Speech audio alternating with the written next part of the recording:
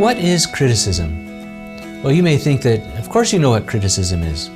But in this session, we're going to talk about criticism in a way that you maybe haven't thought about it before.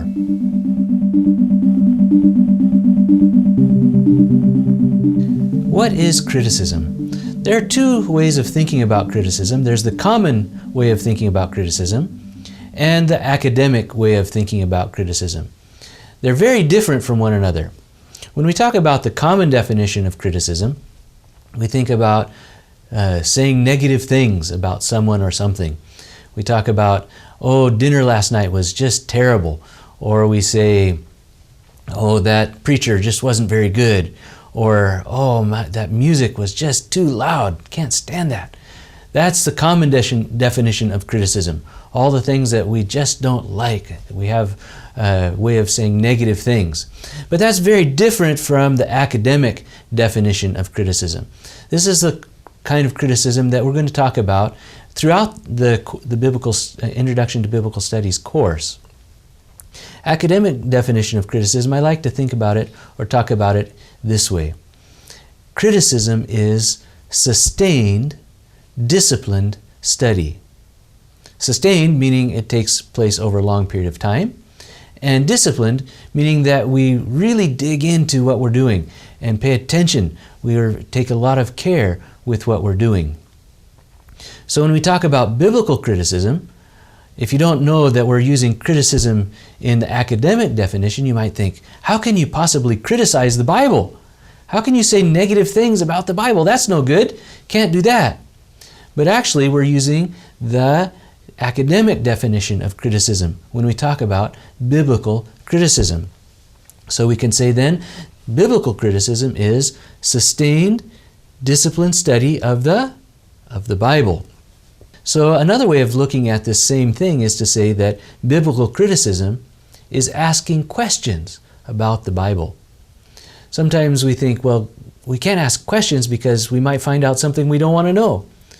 But actually, questions really are a way of trying to think God's thoughts after Him, we might say. So when we ask questions of the Bible, it helps us to understand what God is trying to teach us in the Bible. So we can take examples of biblical criticism. We can take, first of all, text criticism. Text criticism is just a kind of question. We can say that text criticism is, how did we get the text of the Bible as we now have it, or as it now comes to us?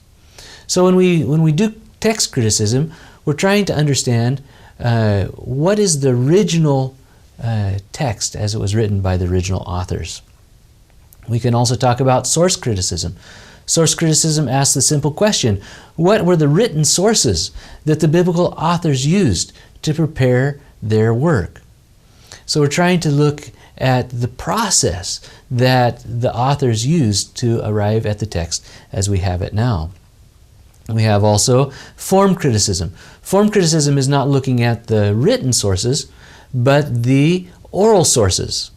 Oral sources for the biblical stories, the songs, the poems, and so forth that we find in the text. Because these circulated before they were ever written down. They were told over and over by the communities from which the biblical authors came. So understanding how and why they were used is helpful for us as we understand the Scriptures. We have also redaction criticism. Whereas the previous two were trying to look at the text before it was written down, this is trying to focus in on the text in the writing down process. So what was the biblical author trying to communicate by the way that he or she used the sources that came to them? We have also narrative criticism. Narrative criticism asks, how did the biblical writings develop the storylines to create meaning? And there's a really key word here, meaning. We're really focused in on all of these and in the meaning of the text. We don't do these criticisms just, well, many of us don't do the criticism just for fun, but because we want to know what is the meaning that God wants us to hear in the text. And finally, we have one that is actually the focus of my own academic pursuit, which is social scientific criticism. How can we learn from the cultures that are similar to the biblical cultures? that can help us to understand the original meaning of the text. It's really fun here because you can understand what was going on in the cultures that inform the biblical text, so that we can understand better what they were trying to communicate. So what can we conclude from this way of thinking about the biblical text and about the people who study it? First of all, we can say that biblical critics are not trying to destroy the Bible. We often think that when we're using the common definition of criticism. We think biblical critics are trying to criticize the Bible in the sense of saying all the negative things about it. But that's not it at all. Biblical critics are trying to understand the text. And in that sense, we can say that they are our allies. They're helping us to understand the Bible as well. Secondly, we can say that there's a great deal to be learned from studying the Bible in a sustained and disciplined way. That is to say, from criticizing it.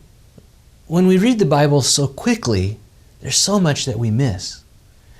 And yet when we look at the text from a sustained, disciplined way, we can learn so much more about it, and we can learn what God wants to teach us from the text. And for that reason, we can also conclude that criticizing the Bible, in the way that we're talking about it here, is actually a way of honoring God with our time and with our study.